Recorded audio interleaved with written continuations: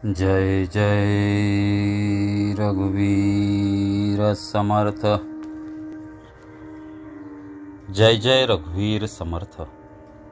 श्रीमद दासबोध दशक 19वा शिकवण नाम समास 8वा उपाधी लक्षण निरूपण नाम श्रीराम समर्थ।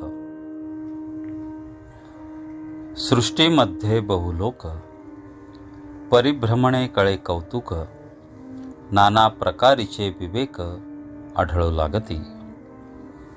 किती प्रपंची जन अखंड वृत्ती उदासीन सुखदुःखे समाधान दंडळेन।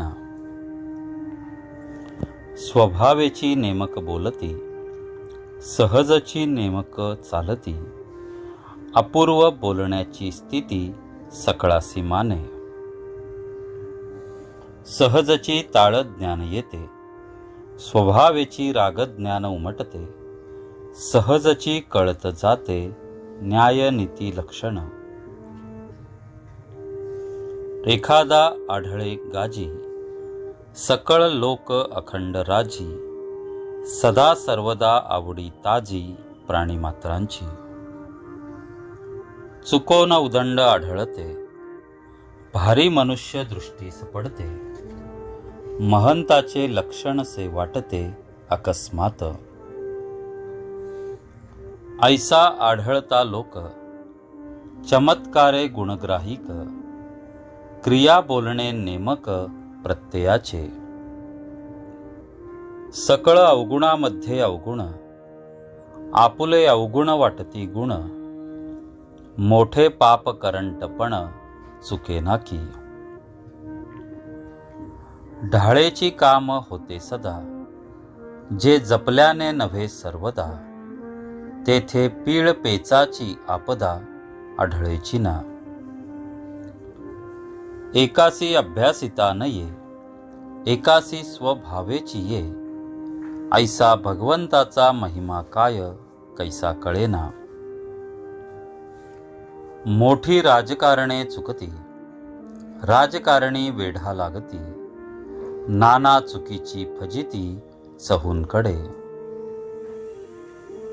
या कारणे चुको नये म्हणजे उदंड उपाय उपायाचा अपाय चुकता होय। काय चुकले ते कळेना मनुष्याचे मनची वळेना खवळला अभिमान गळेना दोहींकडे।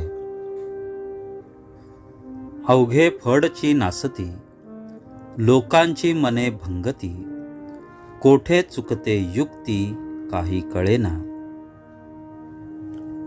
व्यापे विण आटोप केला तो अवघा घसरतची गेला अकलेचा बंद नाही घातला दूरदृष्टीने। एखादे मनुष्य तीक्षिळे त्याचे करणेची बावळे नाना विकल्पाचे जाळे करून टाके। ते आपणासी उकलेना दुसऱ्यास काहीच कळेना नाचे विकल्पे कल्पना ठाई ठाई।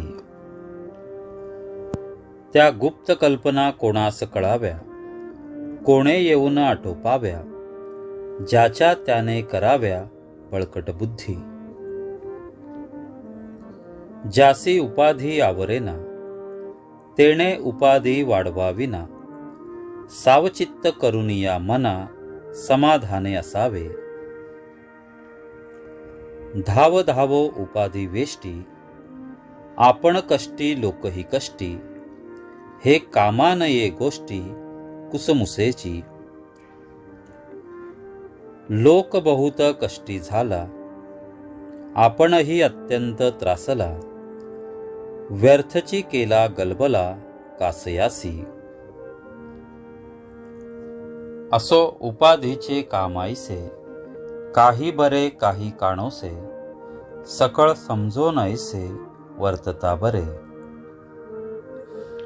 लोकांपासी भावार्थ कैसा आपण जगवावा तयांचा शेवट उपंढर कोणाचा पडोची नये। अंतरात्म्याकडे सकळ लागे निर्गुणी हे काहीच न लगे, नाना प्रकारीचे दगे चंचळामध्ये. शुद्ध विश्रांतीचे स्थळ ते एक निर्मळ निश्चळ, तेथे विकारची सकळ निर्विकार होती. उद्वेग अवघे तुटोनी जाती, मनासी वाटे विश्रांती. ऐसी दुर्लभ परब्रह्मस्थिती विवेके सांभाळावी. आपणास उपाधी मुळीच नाही, ऋणानुबंधे मिळाले सर्वही.